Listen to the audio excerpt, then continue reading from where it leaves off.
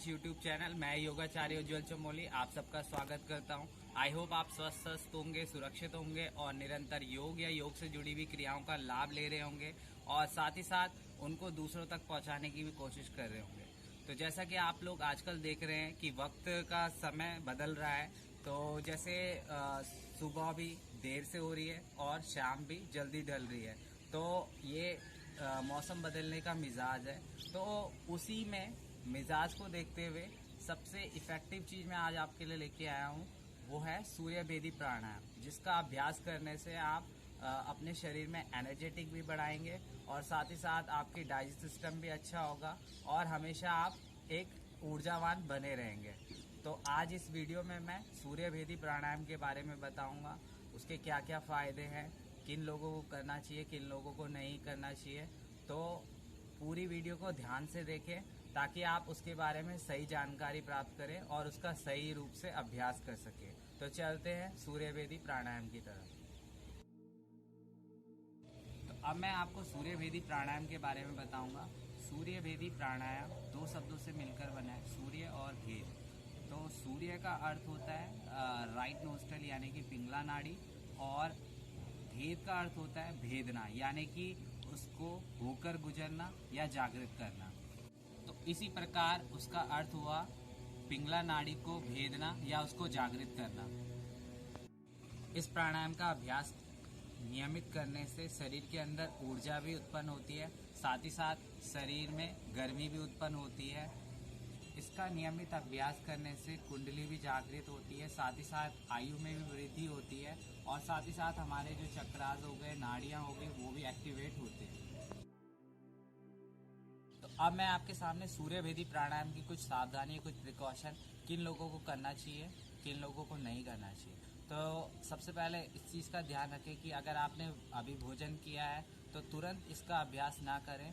इसमें 3 से 4 घंटे का गैप होना चाहिए, तभी इसका अभ्यास करें। साथ ही साथ जिन लोगों को हृदय की बीमारी रहती है या जिन लोगों का उच्च रक्तचाप होता है या मिर्गी वाले या जिन लोगों को पित्त से संबंधित दोष रहते हैं, उनको भी इसका अभ्यास करने से बचना चाहिए। साथ ही साथ इस प्राणायाम का अभ्यास अधिक गर्मी में या गर्म जगह पर इसका अभ्यास ना करें और कोशिश करें कि जितना आप खाली पेट इसका अभ्यास करें और साफ सुथरी जगह पर मैट बिछाकर और एक खुली हवा में इसका अभ्यास करें।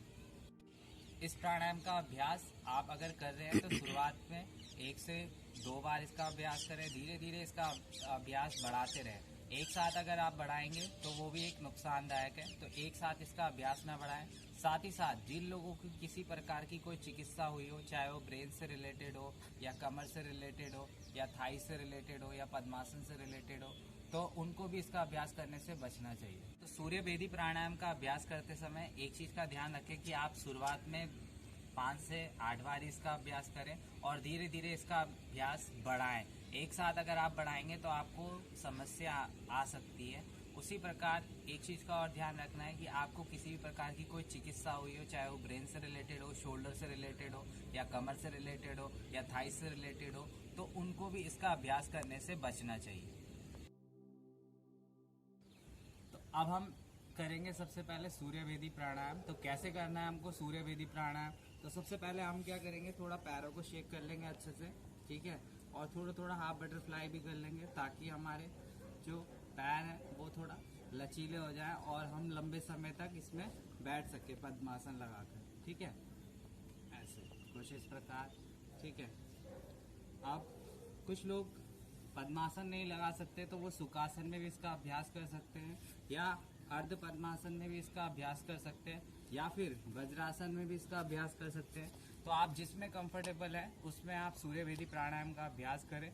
आप क्या कर रहा हूँ, मैं कर रहा हूँ पद्मासन में, जो प्रॉपर पोज होता है जिससे हमारी स्पाइन भी सीधी रहती है और हमारे चक्रा, नाड़ियाँ और जो सारी चीज़ें हैं वो एक्टिवेट हो जाती है।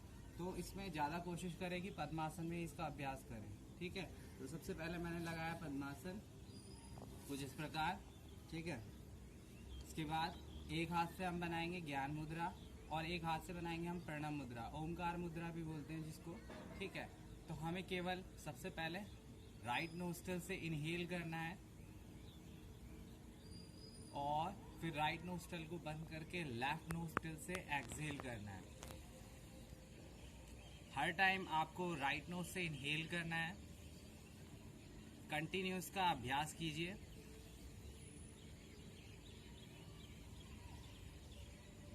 शुरुआती दौर में हम 10 से 12 बार इसका अभ्यास कर सकते हैं, तो मैं भी 10 से 12 बार कर रहा हूँ इसका अभ्यास कुछ इस प्रकार।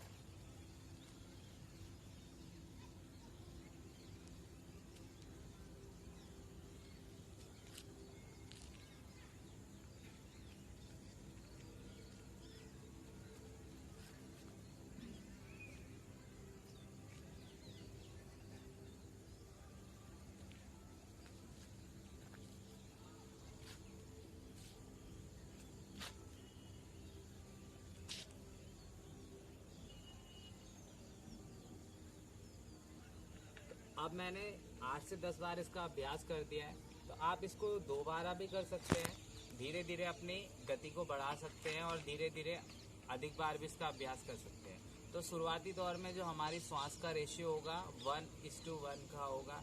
जैसे जैसे हम रेगुलर इसको प्रैक्टिस में लाएंगे वैसे वैसे इसका अनुपात 1 से 2 भी हो सकता है। और कोशिश करें कि शुरुआत में से ज़्यादा ना करें, क्योंकि ये थोड़ा बॉडी में एनर्जेटिक को बढ़ाता है। तो जिन लोगों का बीपी वगैरह बढ़ा रहता है उनके लिए बहुत दिक्कत हो जाती है। तो इसीलिए कोशिश करें कि शुरुआत में 5 से 8 बार इसका अभ्यास करें। जैसे जैसे आपका रिदम बनता जाएगा, आपकी बॉडी अच्छी होती जाएगी, तो आप इसको 10 से 20 बार भी इसका अभ्यास कर सकें। तो ये था सूर्य भेदी प्राणायाम। तो अब मैं आपको सूर्य भेदी प्राणायाम के कुछ फायदे बताने जा रहा हूँ। तो सूर्य भेदी का अभ्यास करने से आपके शरीर में सकारात्मक सोच आती है, साथ ही साथ आपके शरीर में नई ऊर्जा का संचार होता है। साथ ही साथ जिन लोगों को किसी प्रकार की कोई बीमारी रहती है उनको भी इससे निजात मिलता है। खांसी, दमा और कफ या सांस से रिलेटेड बीमारियों से निजात दिलाता है। साथ ही साथ आपके शरीर में सेक्स ऊर्जा को बढ़ाता है। साथ ही साथ आपके शरीर की खून का संचार भी अच्छे से करता है। आंतों को साफ रखता है। साथ ही साथ आपके शरीर में झुर्रियां और त्वचा संबंधित रोगों के लिए भी बहुत लाभकारी अभ्यास है।